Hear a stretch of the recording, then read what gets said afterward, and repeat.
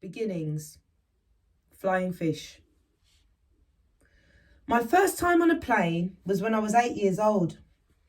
We went to Barbados, me, my younger sister and mum. Either the journey there or the journey back was at night time, as I recall getting the blankets and thinking this was really cool. The flight was 7 or 8 hours, and for me, at that age, it felt super long. But again, the novelty made it all great. Watching a film on the back of the chair, getting the headphones and being served food, it was amazing. My ears popped though, and to this day I still have to manage the knowledge that this may happen and prepare by having a boiled sweet supply and keeping my thoughts on something else. We went to Barbados for 3 months and it felt like a lifetime. I missed my older brother, my older sister and my cousin a lot. I met my great-grandparents for the first time and was able to see how close Mum was to them. Now, years later as an adult, after talking in depth to Mum about it, I can understand that she was left with her grandparents when her own parents, my grandparents, came to England to set up home. Her grandparents were parents to her, and so when she left Barbados at 16 years old, there was an emotional void that was created. There weren't mobile phones or even phone cards in those days, so the separation was traumatic. Great-granny had a rocking chair that me and my younger sister loved. We'd never sat on a real rocking chair, and it was a novelty. She would make American-style pancakes for us, again a novelty, as pancakes back home in England were thin, more like crepes. Great-granddad would pick soursop and walk to my uncle's home to deliver them to us. I loved staying at my uncle and auntie's home. It's a beautiful house decorated in a lush and stylish Caribbean way. My auntie's Jamaican and I always found her to be kind and warm. She would hug us and she has an infectious laugh and smile. She was young too and looked like a model. I remember when we'd go to the beach, my little 8-year-old girl self would look at my auntie and think that one day I want to be like you. She's a fantastic swimmer and she would swim far out into the sea. I'd had swimming lessons at school but wasn't very good. She taught me to float on my front and have confidence in the water. By the time I returned to England, I could swim with ease and float on my front and back. Staying with them was a home from home, and I never felt like I was in the way or that any part of the house was out of bounds. We knew anyway that parents' bedrooms aren't our domain, so never went into their private space, but we were welcomed and it was a relaxed, picturesque environment. My great auntie was also in Barbados at this time. She's married to Mum's uncle and lived in Tottenham, London.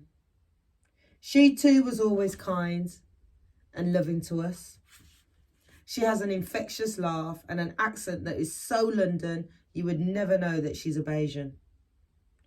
Mum's friend was also there with her daughter, so although we were far from home, we weren't in some ways. Mum's friend was the third female elder that showered us with love, and I am really grateful for these women. Mum guarded her children and we were only ever around people that were nice to us, mostly. There were some occasions where this wasn't the case, but not to any extreme, and whoever they were, they didn't have access to us.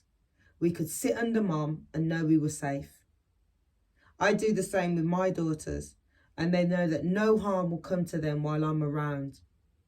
You repeat what you learn, and my mum made us feel safe and protected. It was on this trip back home where I got to taste the authentic Bayesian cuisine that Mum had told us about. Flying fish, fresh green coconut and coconut water, breadfruit, Bayesian akis, known as guinea in Jamaica. We rode the pickups, little minibuses that local people catch instead of buses. I loved that there was always music playing and the community vibe, that everyone would squeeze on and that this was standard. The colours, the smells, it felt like home. Mum would take us around the place, and when I returned with her aged 11, 14 and again in my 20s, we spent a significant amount of time with the elders. Mum's aunts and uncles and my grandparents who had returned to live there.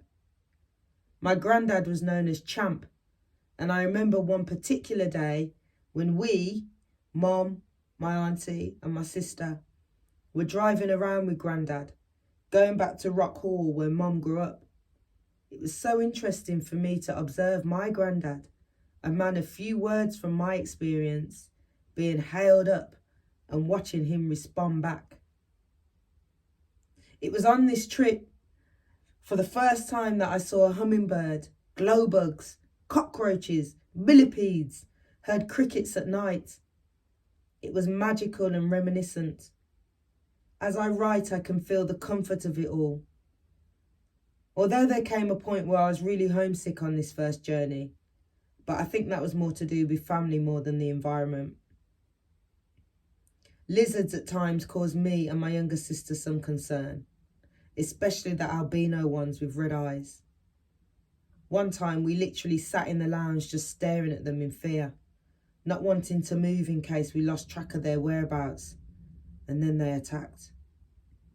Hummingbirds were the most magical of creatures to me. I could not believe they were real.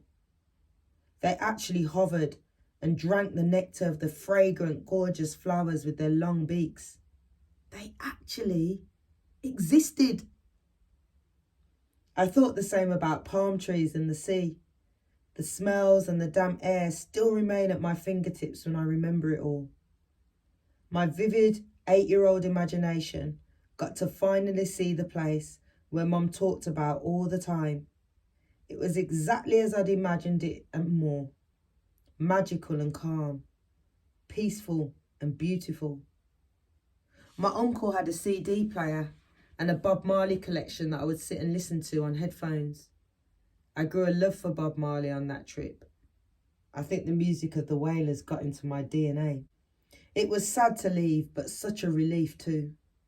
I really missed our family in England, and when you're that young, it can feel like a lifetime. Doubt had set in at times about whether we'd ever even return. So when we did, I was super happy. Just before we left, Hurricane Gilbert had started to descend on the Caribbean islands. Mum had drove to see our auntie in Speightstown, and when we were leaving, the rain was coming down in torrents. This, of course, is not unusual for Barbados or the West Indies. Rain there is tropical. This time, though, it was definitely different. I sensed this as we got in the car.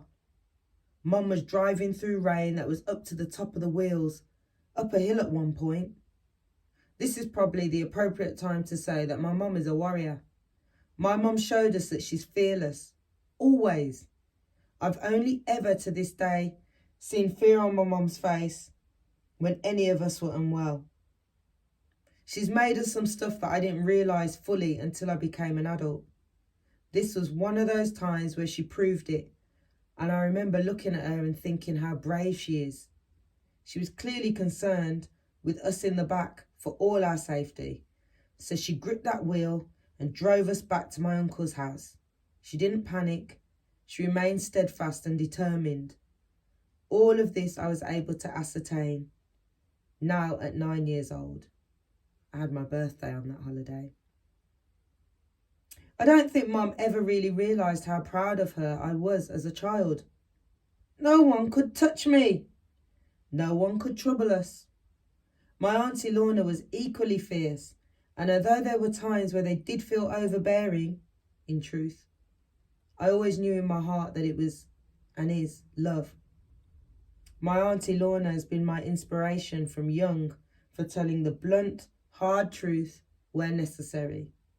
If you love somebody, truly, you need to have the courage to do that. Even if it means the relationship is damaged or over as a result. Those words may prove to be someone's crutch when they really need it. At significant junctures in my life, Auntie Lorna speeched me hard.